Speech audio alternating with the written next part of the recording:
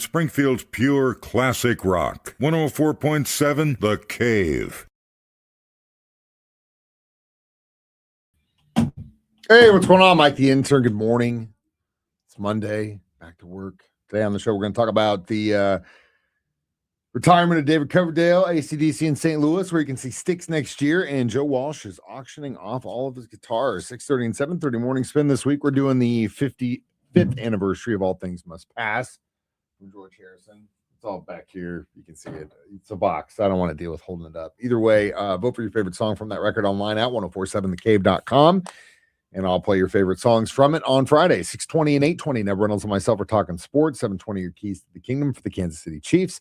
7:45, Guitar Hero Worship. 8:25, 3 Degrees of Mike the Intern. Then during the 9 o'clock hour, it is a motivational morning with Ned Reynolds. Nice swift kick in the ass from that old boy. Stream the show online at 1047thecave.com. From our 104.7 The Cave app, you got a smart device, ask it to play 104.7 The Cave. It'll do it. Or you can just listen to me on a radio. That's it, for the most part.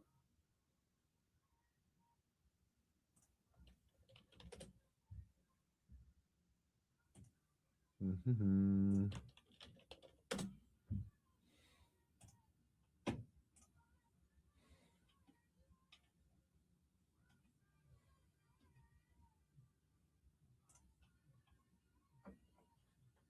The Police on Springfield's pure classic rock, 104.7 The Cave. Roxanne, 6:34. Good morning, Mikey Intern. It is 18 right now, and time for Morning Spin, brought to you by Kilroy's in Branson. You're looking for that hard-to-find classic rock t-shirt. Chances are they got it at Kilroy's. They got hundreds of them. Go see them this weekend if you're doing some holiday shopping, that is. So this week, we're celebrating the 55th anniversary of George Harrison's All Things Must Pass. And in my humble opinion, this, my friends, is the greatest post-Beatles solo work. I don't care what Lennon says, what McCartney says, what Ringo says.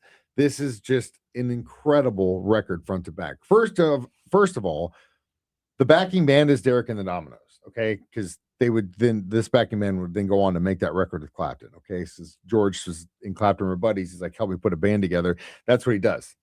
So right out of the gate, this is technically another Derek and the Dominoes record, but instead of it being Clapton's, it's Harrison's direction. And that in itself is super cool.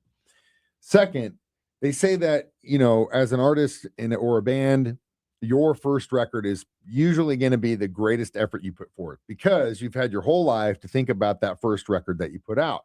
Well, in the case of George Harrison, yeah, of course, he'd been in a band called the Beatles for a long time. And he did have solo songs that he put on those records, but there were a ton of songs that the other guys were like,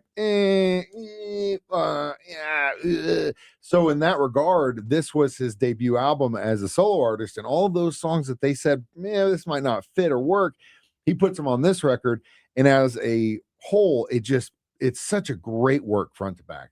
And this is probably one of my favorite songs from the record. It's heavily influenced by Bob Dylan and the relationship that George and him had, and obviously they helped. They co-wrote the song together. It's called "I'd Have You Anytime" on vinyl on 104.7 The Cave.